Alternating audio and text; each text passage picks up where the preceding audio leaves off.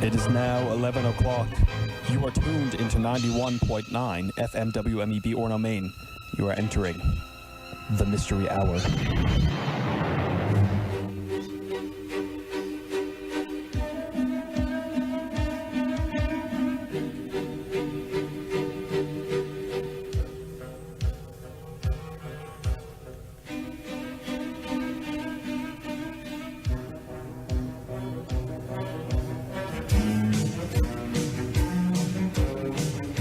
Hello and welcome to the Mystery Hour, the first, only, and number one late-night paranormal talk show right here on 91.9 FM WMEB Orono, Maine. I'm Roy Michaels. For 21 Fridays, instead of going out and gallivanting around town, we have sat here in the basement of the University of Maine, broadcasting our explorations of the most remote mysteries of our universe, as well as the darkest corners of the human imagination. This broadcast is no exception. Joining me tonight on what was once known as our panel of experts, now known as just the panel, are the founding fathers of mystery, my co-hosts who have been a part of this project since day one. They're Joseph, self-proclaimed paranormal journalist. Keith, the most mysterious man in the studio. He is planning on leading us on a journey into the horrific world of human experimentation on an episode in the very near future. He's feeding us vague snippets of information. We have no idea what to expect. And also on the panel, we have the Mystery Hour's own woodsman, Robbie Keene. And let me tell you, if you were planning on doing a paranormal project in the Pine Tree State, where are my notes? Yeah, if you're planning on doing a paranormal project right here in the Pine Tree State, you gotta have someone who knows the woods. If you are unfamiliar with the state, let's say you just arrived here on campus or are blind, Maine is a very wild place, and the woods is a sanctuary for the bizarre, unknown, and curious. Just ask the North Pond Hermit, who also happens to be our most sought-after guest. Chris, if you're out there, please contact us. And of course, the rightful heir to the host throne is here. My Riker, my number one, our tech guy. He knows all the gadgets. He records all of our episodes. He's running a webpage that is currently down, I believe. He is Connor Spencer. Thank you. Hello. And now, you know, can I get a drum roll, boys? Tonight is a very special episode. Hey. More? What's going on? All right. Tonight is a very special episode because tonight marks the return of our own historian-in-chief from Montreal, the creator of the mystery from history, the one, the only, Evan Lane. When does it start? Wait, Roy? Evan Lane, everybody. Roy? Woo! Welcome back on the show, buddy. Yeah, Joseph? I don't think Evan's here. What? Evan's not here. He's not on the show. Nope. Who's that? Who's that back there with you? Oh, it's Dan Man. Dan Man. Dan Man's on the show. I just showed up just now. Dan Man, everybody. Dan Man. Dan, let me tell you, it's such a treat to have you on the show with us tonight. I've been waiting for this moment for a very long time. Thank you. It's very good to be here. I'm so happy. So happy to be here. No, this is a real treat. Glad to have you here, Dan Man. Very honored. Dan Man. He's our man. Welcome on the show, Dan. Thank you. Thank you. Dan Man. Dan Man. No, I'm not chanting. Dan Man. Dan Man. Dan Man. Dan Man. Dan Dan Man. Man. Dan Man. Dan's on the show. Great to have you on the show, Dan. Thank you. Now tonight, Robbie's going to be breaking the ice. He's going to be kicking off the episode with a story. He has a ghost story prepared for us. And Robbie, there are a few potty words in the story. Can you please keep that in mind?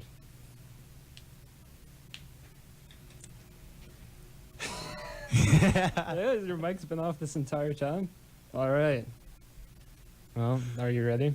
I am. All right, first ghost story of the night.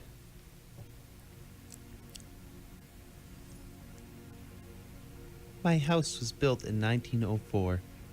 It is a single-family home, wood frame setting on a concrete block foundation. I have been living here for about 12 years. Of all the weird things that my siblings and me have seen or heard in this house, this one event is my favorite. This happened to my brother. About 10 years ago, my brother and his best friends had started a garage band playing mostly Spanish rock. Alternative music, but in Spanish. His friends could only get together on Sunday afternoons. They would practice into the early evening. They would usually call it quits by 8 p.m. This was the time I usually showed up and went to bed, because I worked the graveyard shift. This happened in late fall, so the days were getting shorter. They had just finished a long session when the decision to head to someone else's house came about. My brother handed his car keys to his buddy, so they could load up the equipment. Everyone had filed out of the basement. The tricky part was that they needed to walk all the way to the back of the basement, up the back stairs, through the kitchen doorway, down the hall into the living room, and out into the front porch. Everyone was outside sitting in my brother's truck waiting for him. My brother was walking up the back stairs when he remembered that he had left his pancakes in a to-go container sitting on a speaker in the basement. Oh my God.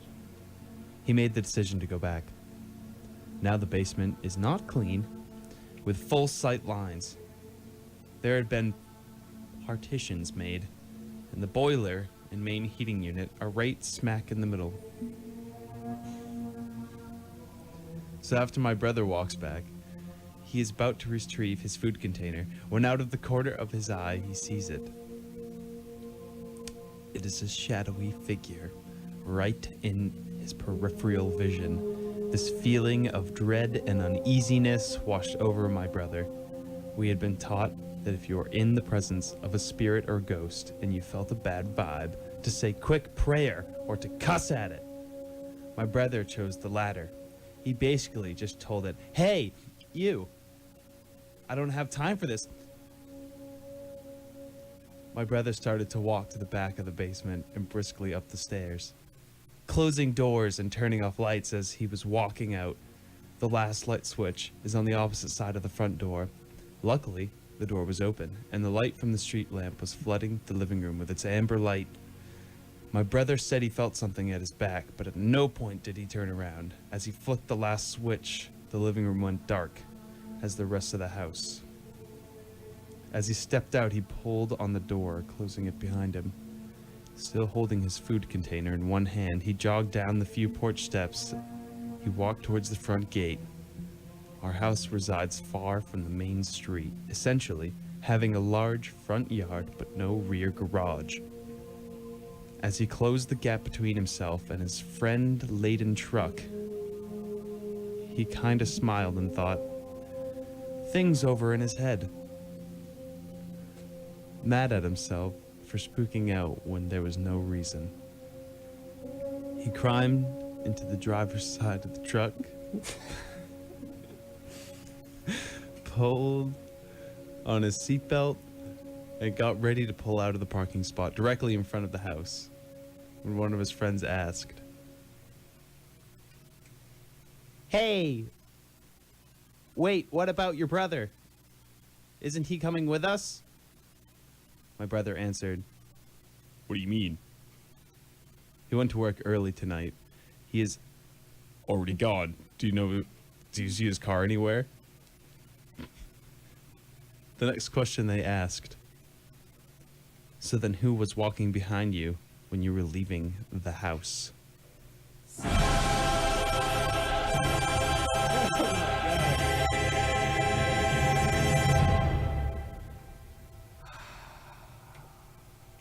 Wow.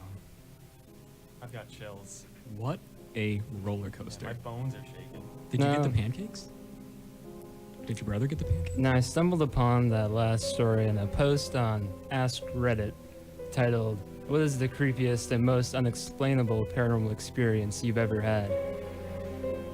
Gave me chills, and I immediately contacted its author, Sarati, who graciously gave us permission to share it with you tonight. So thank you very much, Sarati. Sarati, everyone! Yeah.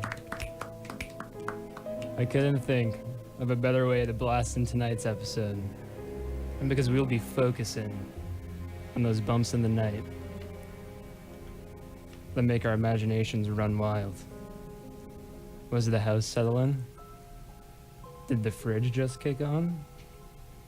Was it one of those floorboards that are just too creaky? We were focusing on the shadows we've caught lingering in the corners of our eye. Tonight, we're talking about hauntings. Now I'm curious, have any of you lived in or spent time in this space you believe to be haunted? I think our new guest Dan Man has a story for us. Dan, man. Yeah, I have one story, very true story. Happened a few years ago at my parents' house. I'm just a small lad at this point, maybe 10 years old, and it's the middle of the night. I'm sleeping, and I roll over, and I'm like, man, I just can't get comfortable. And I look in my doorway, and I see this maybe 7-foot tall figure just outside my doorway, and it's just standing there, completely jet black, like Shadow Man. And Oh, yeah, Shadow Man. immediately- Yeah, immediately I just put the blankets in my head. I was like, everyone knows blankets are, ghoul proof. So, Of Yeah, course. and Everybody knows that. yeah, and luckily it seems to be true because I am in the studio today, alive and well. Thank. Oh, you said alive and well? Yeah, the music would say otherwise. Okay, Well, sorry. let me ask We're you on a quick ambiance. question. You're quite tall. Are you sure it wasn't your shadow? That is a good question. I don't think it would be since I was in bed and it was on the other side of the room. And you were a lad, as you said. I was also a lad at this point. Maybe it was his It inner was shadow. Dark. Ooh. Whoa. Is that Yeah. what shadow men are? No. No, no. I mean, they're not ghouls either, but the blanket. Oh yeah, seems that to could work. be it. Yeah. Yeah, the blanket is sort of a blanket solution, if you will, to most paranormal problems. I agree. I think that's where that term comes from. Possibly. I don't agree with Joseph. I do agree with you. Thank you. I don't agree with you. I don't agree with you. It doesn't matter. Hey, keep we're it all simple. gentlemen here. We so Dan- disagree. Thanks, Rob. You're welcome. He's the peacemaker. He's the woodsman, and he's the peacekeeper. So Dan, hate your hair. come on, man. Hey, Rob. My mom listens to this show. We all need to just build a bridge Wha- and climb over it. I thought I had the best. Crime over. Listen, when people see my hair, they're like, it's a great haircut. It's perfect for late night talk radio. But anyway, Dan, Yes. have you had any experiences with the Shadow Man since then, or was it just that one isolated incident? Actually, I did have. It could be unrelated, it's a coincidence. I did have a very vivid dream a few weeks later, and in this dream, I was just casually walking down the stairs towards the kitchen, grab myself a snack, and I kind of glanced down to the basement stairs, and there was a similar instance with a shadow person, this time only about 5 feet tall, with very large glowing red eyes, maybe like 8 inches across each eye. Oh, wow. Just standing there, and immediately I realized that this was freaky, even in the dream. And I just sprinted straight to that kitchen, just to get out of there as soon as I could. Yeah. And before I closed the last door, there was a door between where the basement stairs were and the kitchen. I glanced back and I could sense it coming up the stairs, so I just slammed the door and then immediately woke up. Oh, wow. So this only happens to you in your dream life, not your everyday waking life?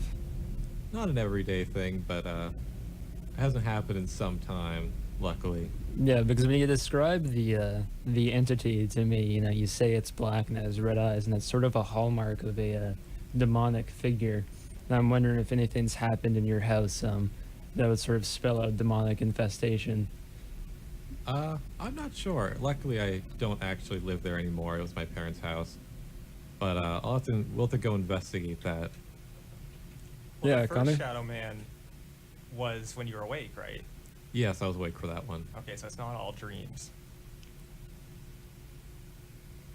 Talk closer to the microphone, probably. Louder. Thumbs up. Oh, I loud can't up. get any closer. We can do this with a non-verbal communication system though. No, Connor, put it in your mouth. it never works. Get up right in I'm that practically touching my mouth against it. Yeah, it's right up in there. It sounds fine. Now, Dan, do you think dream was a? Skip. Do you think it was a dream or do you think it was a vision? Hopefully just a dream. I mean, that'd be kind of interesting if it was a vision, but that's some spooky stuff you're Things to talking come. about. Yeah. The spooky It's a hour. spooky show. Yeah. Keith? So, Dan, was the last entity you saw in your dream, or was the last one you saw in reality? The last one I saw was in the dream. Maybe you captured it. Well, I hope not. Maybe it's stuck in there. stuck in my brain. Well, it's stuck in your dreams. Oh, okay. That's your subconscious problem now. Yeah, that's true. As long as it's not, my main conscious, my subconscious. That's where I Exactly. want to keep That's it. why you have two of them. As Yeah. long as it's buried deep down. Dan, I have some advice for you. And this comes not from me, but from Ed Warren from The Conjuring. And it's this. When you get haunted, it's like stepping on gum. It just sticks with you. Good to know. Good soundbite. Yeah. He was a master of sound bites. I do have, I believe I've spent time in a place that was haunted. If you want me to let it rip. Oh, yeah. Yeah. Let it rip? Okay. Let it rip. Let it rip.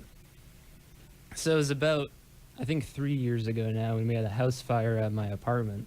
And I was dislocated at the time, and I decided to live with my aunt and uncle. They were very nice to take me in. Since everybody was a responsible adult in the family. Everybody was like in bed by 10 o'clock, right? And I was staying out in the living room, so I'd be out in the living room, this huge space by myself every night. And it was in the dead of winter, and I would spend that time reading Salem's Lot by Stephen King. And it was a little bit eerie. You could hear the wind howling outside. Nobody was awake. But every now and then I could hear my uncle, who at the time, he told me that he suffered from night terrors related to peeping toms. And this made sense because he had a nightly ritual of going around the house every night, shutting every blind and making sure it was sealed tight. So I'd be out there reading my book, listening to the wind, just completely alone. And then every now and then I'd hear, soft, muffled screams of my uncle, like, It's terrifying. Anyway, so I was on edge. I was on edge pretty much every night that winter vacation. And one night I was reading my book, and in the corner of my eye, well, let me describe the room to you. There's the living room, and then there's the kitchen, and it's I don't know the proper term for it. It's like open plan. Like you can see the kitchen from the living room. It's like the same room. Yeah, open floor, something like Open floor. that. Yeah, This isn't the architecture hour. it's all right. Yeah, so there's that, but then there's a division and then a hallway, and it's kind of an elbow hallway. One direction goes towards the bedroom, and the other goes toward the laundry room. So I sit on the couch, and it faces the kitchen, the division, and the elbow hallway. And I swore, I saw somebody walk from the laundry room down the hallway, and I kind of got up, to see who it was. I said hello. Nobody was there, and I thought I was just kind of, getting sleepy. Well, later in the week, I'm sitting at the table with my aunt, and we're having breakfast, and she told me that an old woman used to live in the home, right? And she actually died in the home. And my aunt told me that one night she was watching TV and saw the woman walk from the laundry room down the hallway. The same one you saw. Yeah. The same one I That's saw. the implication. So I think it might have been haunted. Good odds. 2 for 2. Yeah. Did you get another opinion, like a third party? No. I should have got a third party. I should have called up the East Coast Ghost Trackers, to be honest. Yeah. They owe us one, Not really. You can't make that up, really. Yeah, You can't just imply that someone owes you something, I correct? believed you. I don't know. You said it on the I radio. got It's true. so excited. No, they don't owe us anything. We appreciate their work, and that's about it.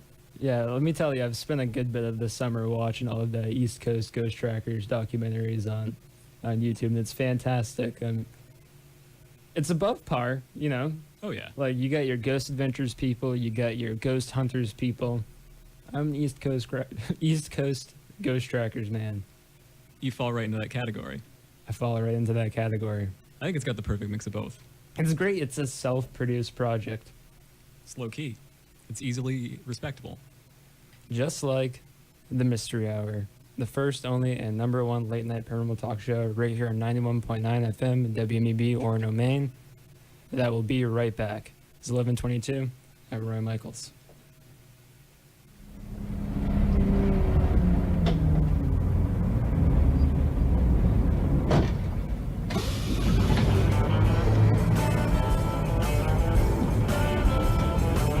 Hi, I'm Murph. Ride along with me on the Blues Bus every Thursday from 6 to 9 p.m. right here on WMEB 91.9 FM, Orono, Maine.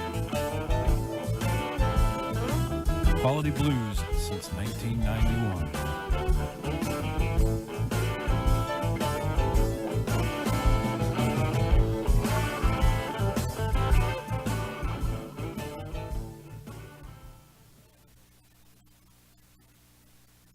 SOS. All ships within the vicinity of this signal are required, by law, to assist in any way possible. Hello? Can you hear me? I hope this thing's working.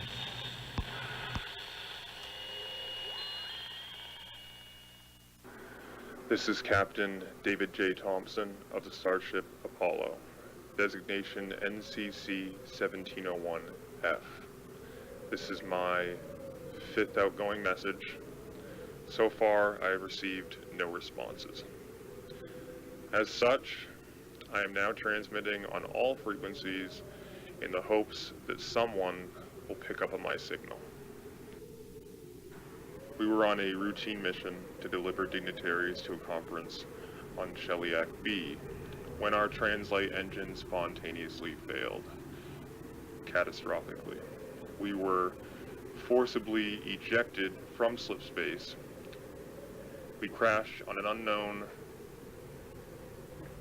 well, I'm not sure what it is. It can really only be described as a nightmare. I am the only survivor. I have spent the majority of my time in the remains of the Apollo, living off rations.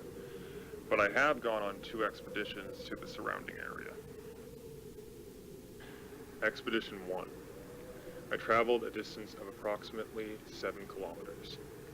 Nothing but dilapidated prairie, sand, and dust, as far as the eye can see. At around 11:30 a.m. Earth time, I was forced back to base by a dust storm. Expedition 2. Traveled a distance of about 15 kilometers. This time, I stumbled upon an old farmstead, surrounded by dead corn stalks and rusted tools. I was almost at the house when I was accosted by a being. I'm not sure what to call it. He was humanoid, but with the head of a beagle and cat's feet where its arms should have been. Most of the rest of its body was made of dust. It screamed at me in some guttural, unknown language, and as I stood dumbstruck, a number of the other creatures lurked out from the crannies of the farmstead. All humanoid, merged with dust, animals, tools, furniture, everything. Screaming. All screaming. Lurching and grabbing at me. I pushed them away and ran back to base. I haven't left since.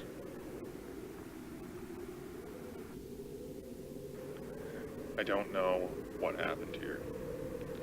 I don't know who these beings are or what happened to them, but they know I'm here now. Every night, they get a little closer. I can see them on the horizon. My skin is getting rough and dusty.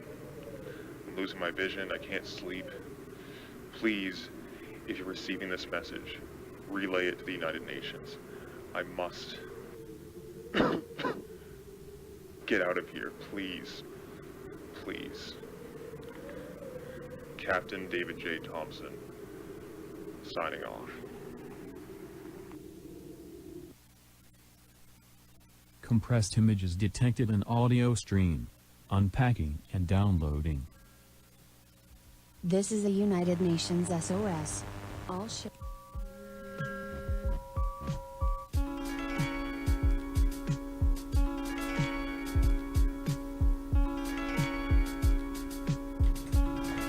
Welcome back. Hey, welcome back to the Mystery Hour. I'm Roy Michaels. It's 11:27. Something. What just happened? I think we received some kind of strange message from space, maybe from the future. Yeah, I don't know, the board was going all wonky. Like the levels here were just like bouncing back and forth. It was kind of weird. It's Yeah, like I don't know. I a hope you guys are magnetic all right. anomaly. Compressed images will do that, you know, in the sound stream. Oh well, we did get those compressed images, and they're Oh. going to be up on our Facebook page. Good to know. Really? Oh yes, I was right here with my laptop, feeding the signal, converting it, everything. It's fantastic stuff. That's why you're the tech guy. That's why I'm the tech guy. Well, anyway, Yeah. you know, WMEB is a student-run radio station, and the Mystery Hour is a student-run production. We're all students. For example, I'm an environmental science student. Evan studies international affairs. He's also not here. Rest in peace. And Connor will be adding nursing on top of his current academic endeavor, which is ancient Dwemer lore from the Elder Scrolls video game series. And although we'd like to be fully independent, full-grown adults, like most students, we have to fall back on our parents. For example, we might go to our parents for financial support, a home-cooked meal, clean laundry, or if you're anything like me, you'll ask your mom for content for your late-night paranormal talk show, which is exactly what I did about 3 hours ago. So let me tell you a little bit about my mom. My mom is a whirlwind of motherly paranoia and superstition. She's also the Mystery Hour's #1 fan, and obviously she has quite a few good ghost stories. And earlier I talked to her on the phone because, like, throughout my entire life, I've just heard like a ton of stories from my mom, and I wanted to know some of the best ones. So she used to have an apartment in Old Town before I was born. She lived there with my sister. And it was said, it was a kind of a rumor among her neighbors that it was on burial ground, which to me could be false, but then again, the soil in Old Town's, you know, completely soaked in blood. But anyway, so it started when her TV would turn on and off by itself. It would switch stations. She would shut the TV off, then she'd go back upstairs, only to hear it flick back on again. Then she started seeing shadows. Not just her, my relatives and her neighbors, darting in and out of the corners of their eyes. And then, one day, she went downstairs, right? Into her kitchen, because she heard, you know, thuds, you know, scuffling, commotion. And her kitchen chairs around the table pulled out and pushed back in order, in a sequence, like in a clockwise motion, one after the other. And that was sort of the point when she realized that, hey, you know, I definitely have ghosts. So she said, as I quote, "You guys have fun with your card game," and she ran back upstairs. Now, at this point, she was like suspicious of the spirits, but she assumed they were friendly spirits because nothing had really ever happened to her for her to think otherwise. But one day, the current father from the local church at the time was making the rounds, visiting his congregation, and he stopped by my mom's. And my mom was like, you know what? Hey, you can come on in. You know, she's, you know, very kind. She's that, you know, motherly hospitality. And she's trying to get this priest to, you know, come into her house. And he gets kind of fidgety, you know? And he's like, no, I can't do that. And my mom immediately knows that he's talking about the spirit. And she explains to him, like, listen, my house may be haunted, but it's a good spirit. And if you remember, there's only one ghost sanctioned by the Catholic Church, and that is the Holy Ghost. So this dude just straight up left and got in his car and just drove off. And that was a little bit suspicious to my mom. If you guys are familiar with the Amityville Horror, that kind of happened in that incident as well. But anyway, I'd say the grand finale of this episode would be she was in the living room with my uncle, and they were hanging out, and they heard a loud bang upstairs, right? And they go up, and they notice immediately that the light fixture on the ceiling had broken off and somehow smashed the bathroom mirror above the sink. And I guess my uncle, and I'm sorry if you're listening tonight, Mark, was a little bit freaked out and immediately tried to leave my mom alone.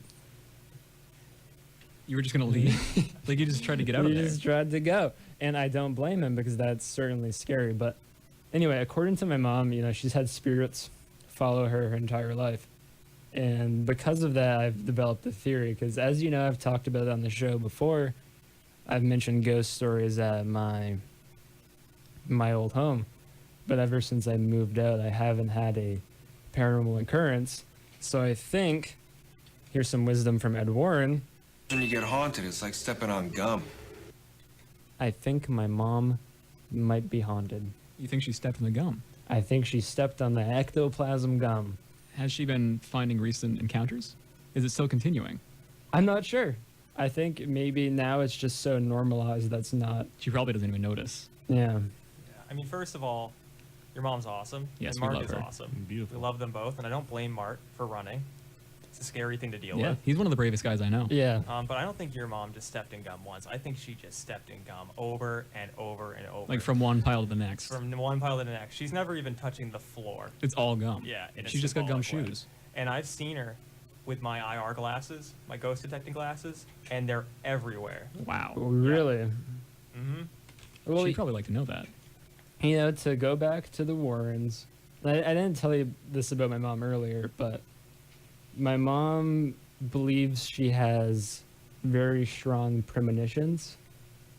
So the Ed Warrens, the Ed Warrens, good band name, the Warrens, their most famous case was the Amityville Horror, and they believe that the family, the Lutz family that resided in the home while the crazy horror took place, they were vulnerable to the spirits because they're open. They practiced meditation. So I think since my mom has these premonitions, she might be more open to the ghosts.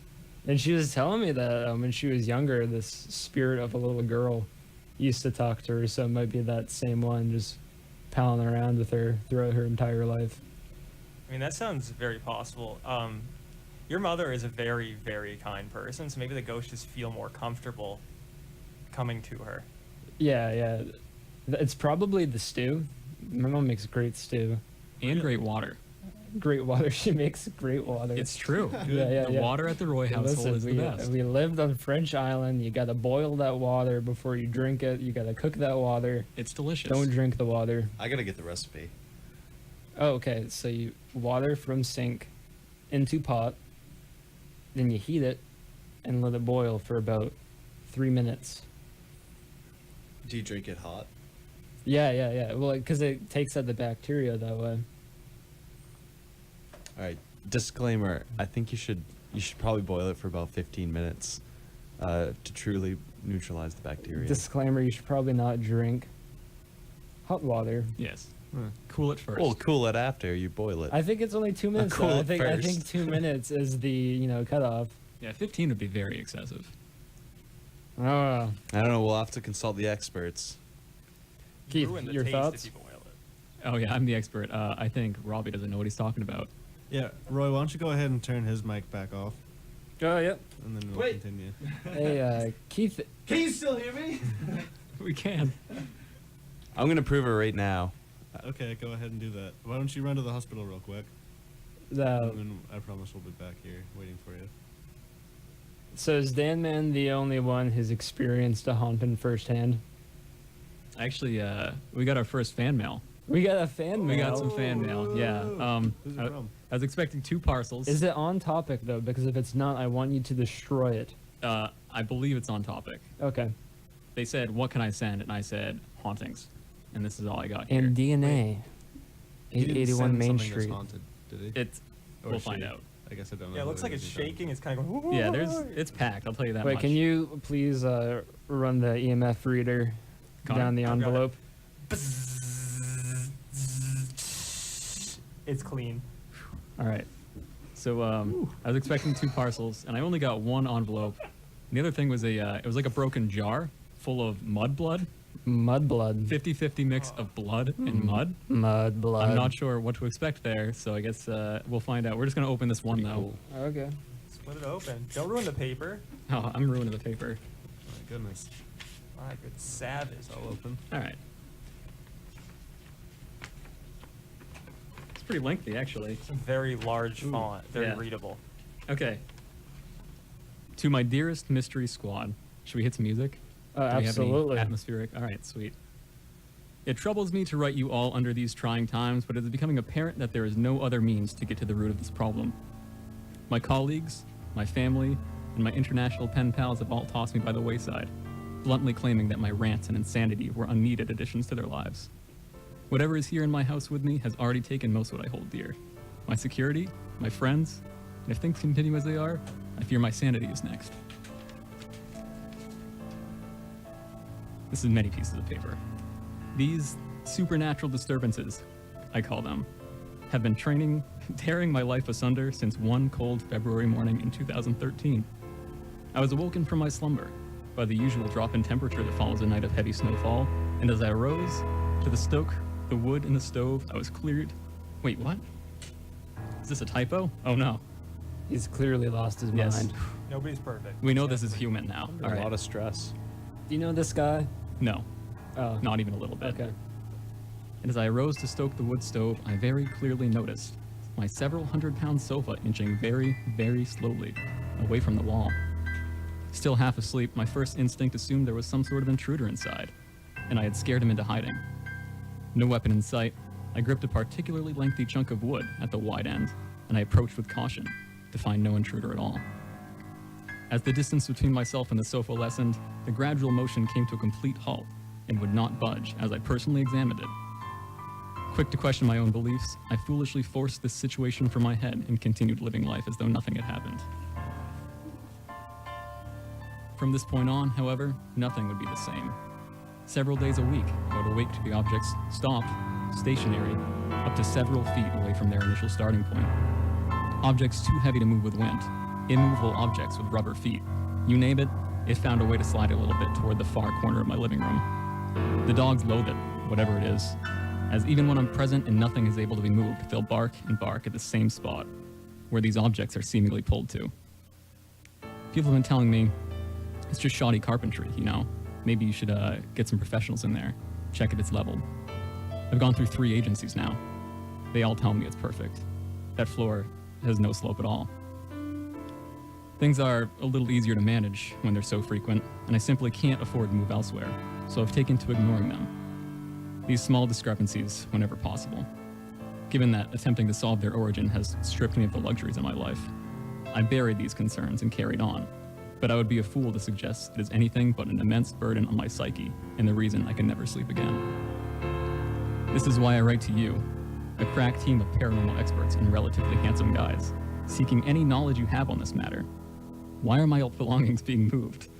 Is a spirit truly responsible? I live alone. Am I going insane? Please help. And it's signed CZ. CZ. There's no name. There's also a diagram attached, Oh. so you can see Get that out. what's actually going on here. That will be really useful. Yeah. It's quite in depth. Yeah. As we can see the studio. You can see the open floor plan there, and the things they slide toward this corner. Oh, Mike, I think you might be an expert on some of those schematics. Yeah, Keith, could you hold it up? How do we get it? Hold up, hold the window.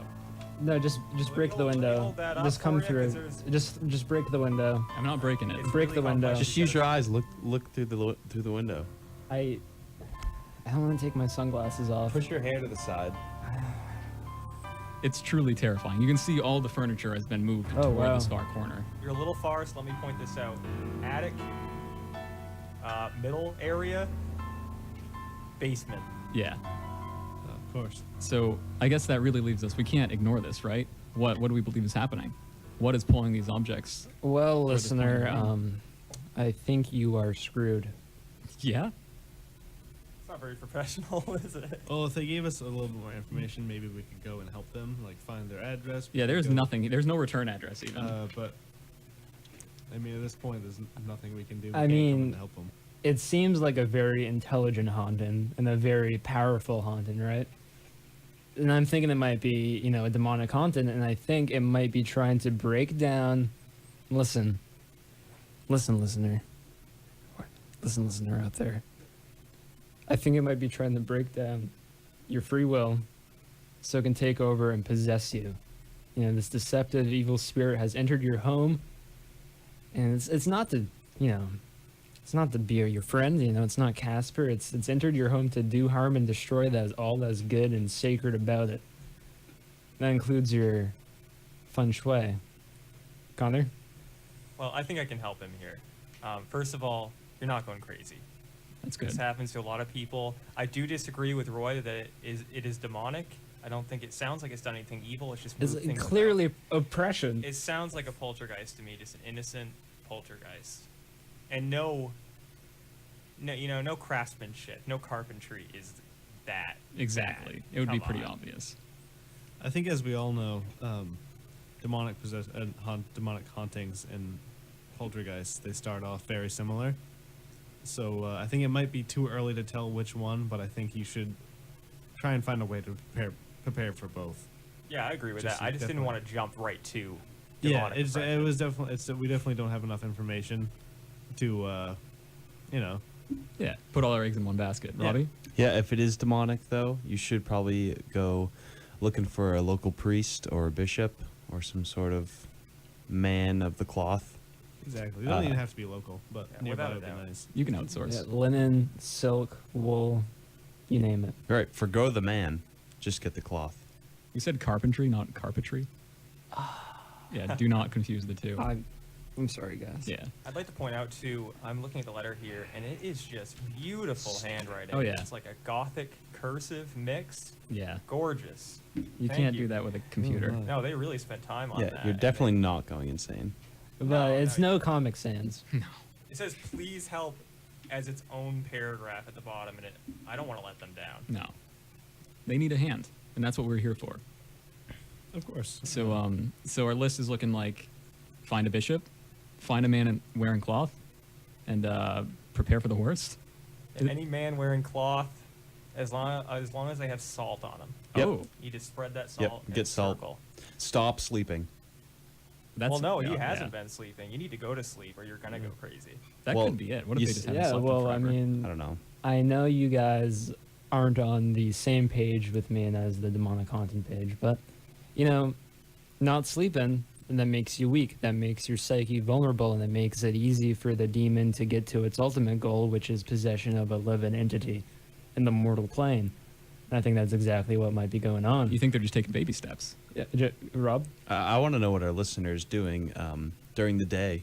Where is he from or she? I don't know. There's no return address. It doesn't even give us a name. Yeah, but use your sleuth skills. Really examine the letter, the envelope, and what can you sort of deduce? What kind of accent do you pick up in that writing? No, there's nothing here. Can I What see station the is envelope, actually? Yeah. Okay, let me take a look at this. We got some Dorito residue. Oh yeah. Examine. Enhance. Hold on. Now, while Roy checks that out, I'd also like to say, I've said it time and time again, get a carbon monoxide Oh, yeah. detector. That'll save you big time. Monoxide? Yeah, carbon monoxide. Carbon monoxide. Oh. That's the byproduct of owning a rabbit farm. Yeah, you don't want monoxide. Trust me. No, yeah, guys, this is definitely. Wait, hold on. He's checking it out. It's sweet chili. Yeah, what's that smell? Arguably the best genre of Dorito. That's Ryan O'Clair's favorite by far. Yeah. Is It this could from be Ryan him. O'Clair? I don't know. I don't know. There are only so many men. It is. Have any of you Either guys way. experienced a residual haunting? Is that the residue on the envelope? Might be.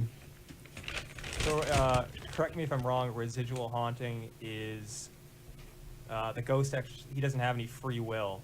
It's just kind of like the leftovers of his actions. Yeah, yeah, Yeah, it's it's the like a most time. like common type of haunting. Spooky noise. Yeah, that What a was scary that? noise. I wish it transmitted, but I'm Oh, afraid it'll just be man. silent. I promise it was not intentional. We didn't just drop the ball. Roy, I'd like to apologize to you, by the way. It only takes a minute to boil water to purify it. Yeah, and I Put did it- too, because always double up. Put a quarter in the Roy jar. A minute and then 2 to 3 minutes if you're above 1,000 meters. Yeah. No, 1 mile. Meters? And if you live Sea in level. Flint, Michigan, 15 minutes. Yeah, That's relevant. pretty Yeah. sad. Yeah.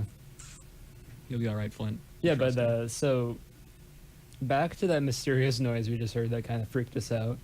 It could be a symptom of a residual haunting, like a noise without a visual scene, like footsteps.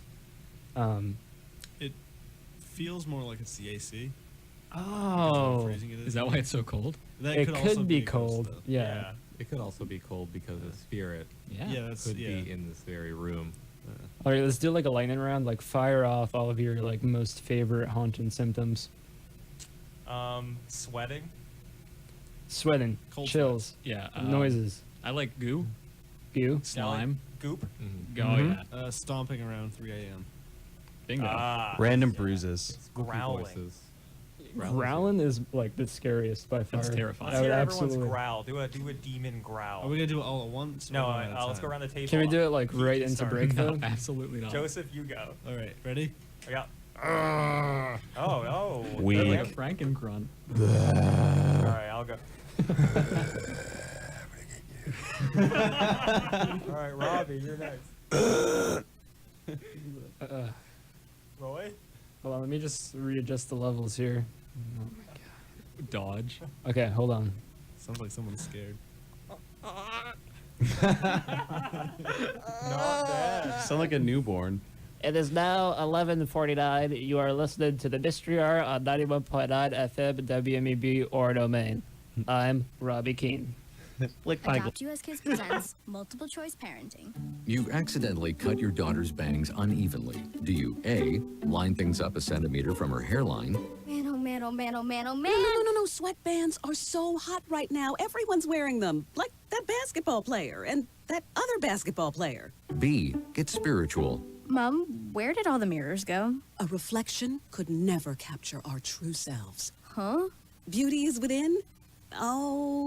C, look on the bright side, Less time blow drying, more time texting. or D, show empathy.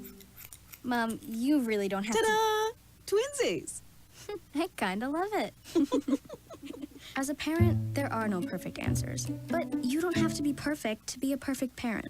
Thousands of teens in foster care will love you just the same. For more information on how you can adopt, visit adoptuskids.org/ME. A public service announcement from the U.S. Department of Health and Human Services, Adopt U.S. Kids, and the Ad Council.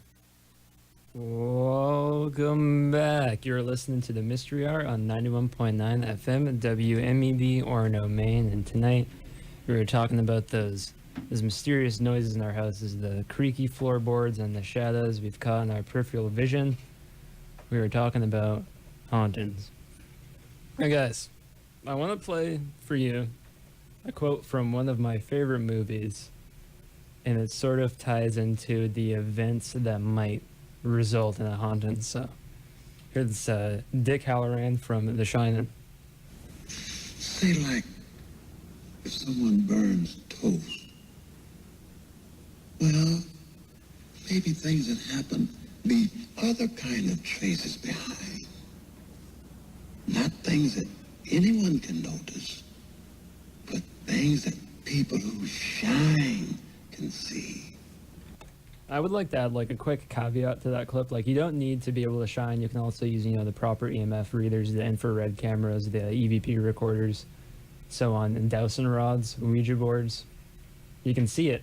But I like the idea that something might happen that's nasty, like the burning of toast, that lingers around in a space and sort of results in a haunting. And I can think of quite a few hauntings that start with a violent episode, but I'm wondering if any come to your minds.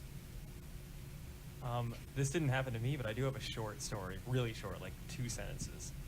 Okay. Have you guys all seen the popular TV show Pawn Stars? Oh, yeah. Yep. You have, yeah. Yep. Do you know the opening?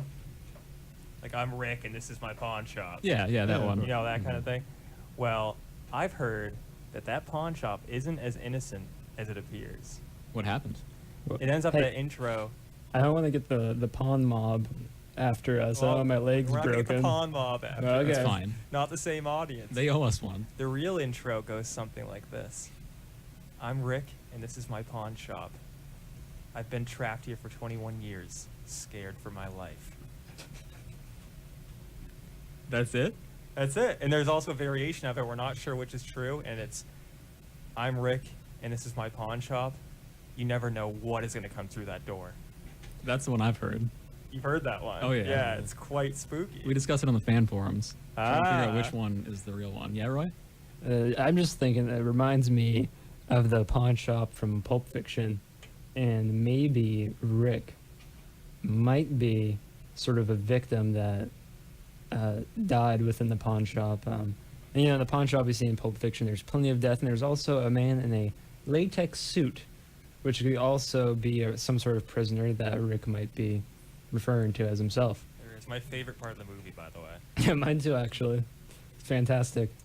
Good life lesson. You know, the sword in the pawn shop that Bruce Willis's character used is actually a Hattori Hanzo sword. Really? Yeah. Could it be haunted with his spirit? I mean, maybe, I guess. As all swords could be. That's a yes.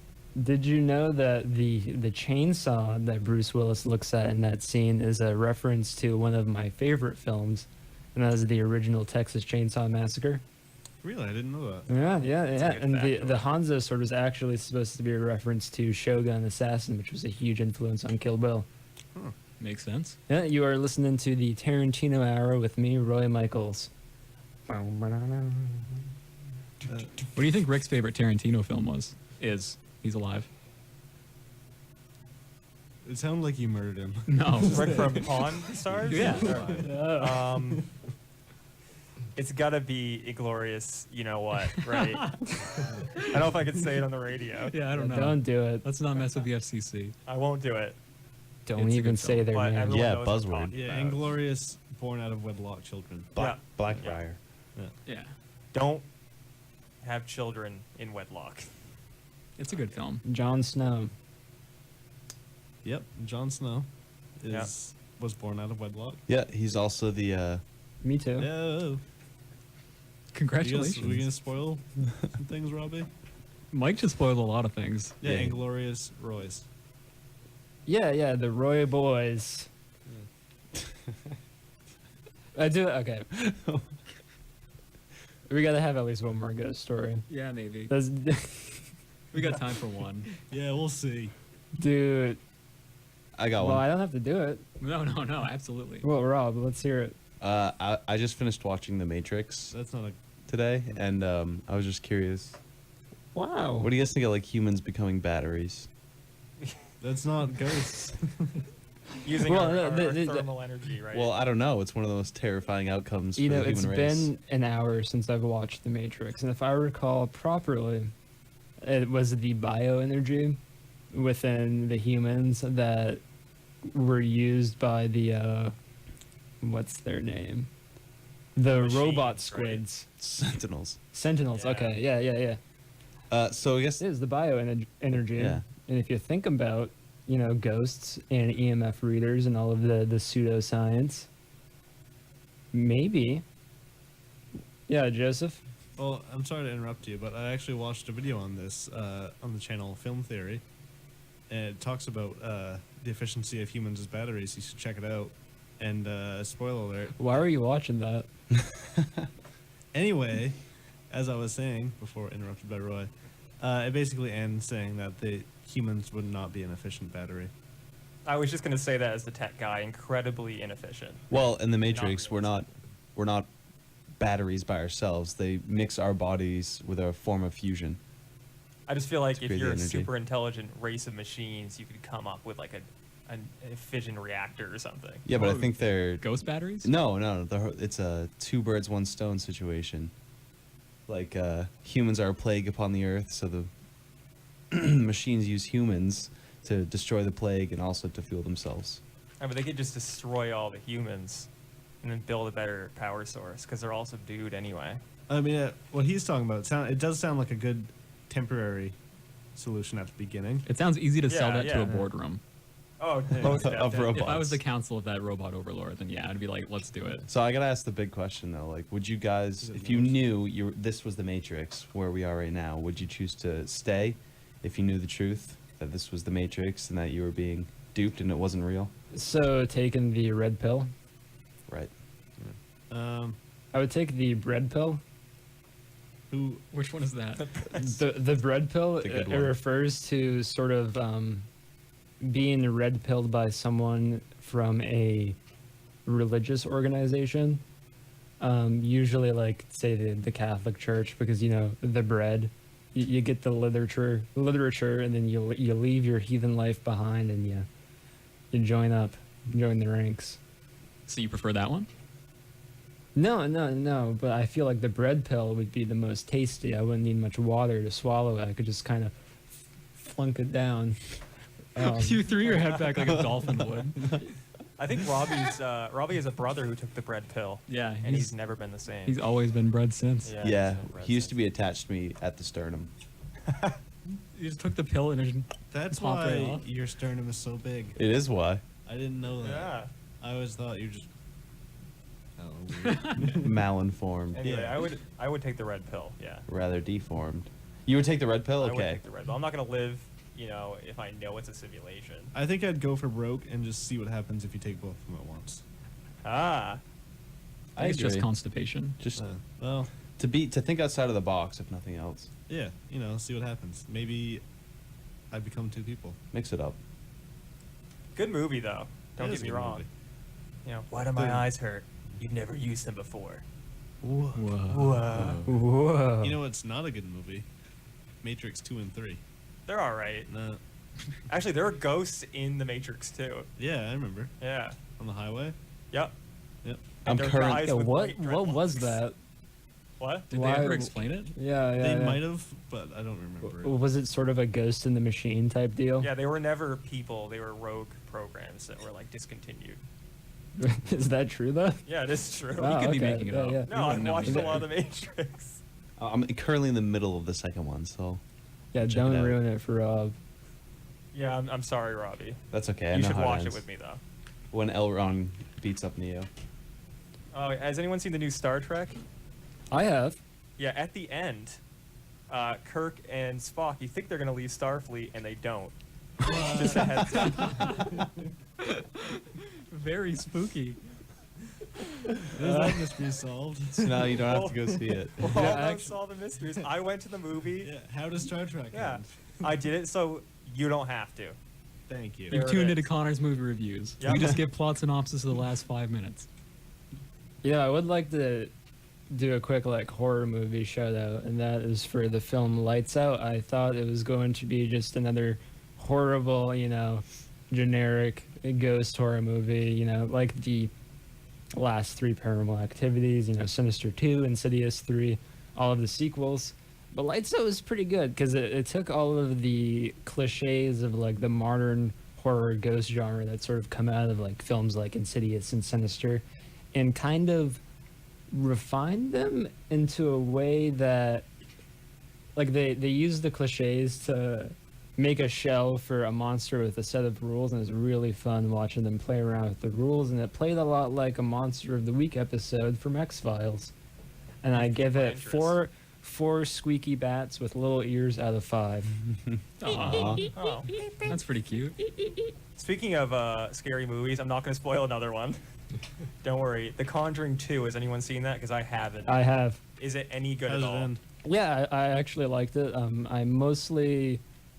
I liked it because it's very romantic when you think about Ed and Lorraine Warren, and I imagine myself as Lorraine Warren, you know, being serenaded by Ed as he solved the mysteries and played Elvis Presley on his guitar. And those sideburns, I just imagine taking my fingers and grabbing him on the side of his head and kind of petting them like they're 2 little furry caterpillars. Don't we all? And It's like you're in my head.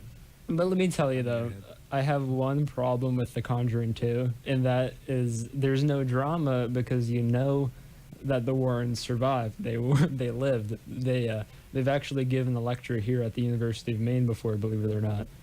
So you know that nothing's bad's gonna happen to them. They're alive. It's like the prequel trilogy for Star Wars. That was a good review, actually. Yeah. It's pretty How does the in-depth. movie end? 3 bats with little pink noses hanging upside down out of 5. Can I just add, I thought Sinister was pretty good. Maybe not Sinister 2, but I liked Sinister. Yeah, Sinister 1. All the cool shots where he was like watching the film, but you couldn't see what was behind him. And that soundtrack was pretty spooky. Connor? Okay, but we're running out of time, right? Oh, yes. All right, before we go, can we go around? Favorite movie? Favorite horror movie? Each person. Evil Dead 2. Good choice. Robbie? Connor? Oh, me? You're skipping to me? The Exorcist. Also, The Exorcist. Yeah, I was also going to say The Exorcist. Can I add like 3 more then if you're Yeah. all going to pick Exorcist? Yeah, you get 4 okay. shots at it. Okay. Let me think. Okay, Dan, what's your favorite horror movie? One Mike thinks. Let me think. If you Okay, say Exorcist, he gets another, so be careful. I'm going to add The Thing. The Thing's very yeah, that's good. a good one. That's Yeah. very good. The That's 80s my one. vote. I heard there was a movie by M. Night Shyamalan that I've never heard of, where it's 4 people stuck in an elevator and one of them's a devil. Devil. That sounds fantastic. That's called Devil. Is it good? No. Aww. How many bats? It sounds cool. Yeah, so I'd like to use up one of my picks, and it's going to be for Leprechaun Back to the Hood's a fantastic movie. And also Candyman. It also takes place in the hood, but it's actually a good movie. Honestly, I like the Blair Witch Project. Honestly. But it's actually a good movie, despite being in the hood. Well, no, I'm comparing it to Leprechaun. Yeah, Like Leprechaun is very Leprechaun, good. yeah, it kind of jumped the shark with the first movie, about half an hour in.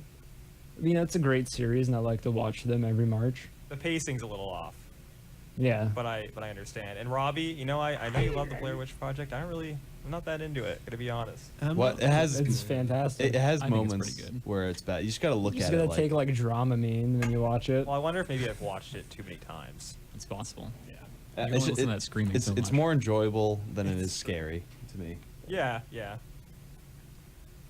Mm-hmm. Is that it for us? Did we get through all of us? That's it. All right. I have a good ghost story, but I guess I'll save it for next week. Yeah, we can just Just do like do a it. little bit. Read it. I don't want to read it. I need to give it time to grow and fester and linger in the minds of our listeners. You know, I need to. Not now.